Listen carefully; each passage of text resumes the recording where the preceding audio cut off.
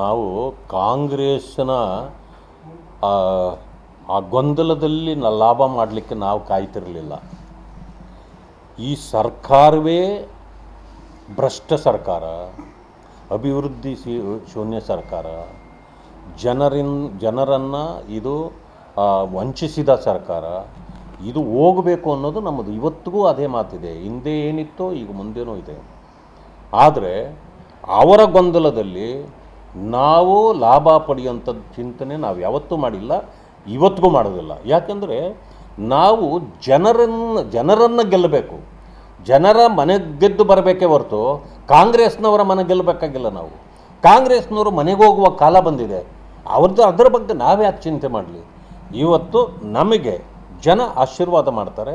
ಅದನ್ನು ನಂಬಿರ್ತಕ್ಕಂಥ ನಾವು ಜನಪರವಾದ ಕೆಲಸಗಳನ್ನು ಮಾಡ್ತೇವೆ. ಸರ್ಕಾರ ಎಲ್ಲೆಲ್ಲಿ ತಪ್ಪು ಮಾಡ್ತದೋ ಎಲ್ಲವನ್ನು ಜನರಿಗೆ ಮುಟ್ಟಿಸ್ತಕ್ಕಂಥ ಕೆಲಸ, ಇವರಿಗೆ ಕಾಂಗ್ರೆಸ್ನವರಿಗೆ ಬಿಸಿ ಮುಟ್ಟತಕ್ಕಂಥ ಕೆಲಸವನ್ನು ನಾವು ಮಾಡೋದೇ ಹೊರತು ಲಾಭಕ್ಕಾಗಿ ನಾವು ಕಾಯುವವರಲ್ಲ.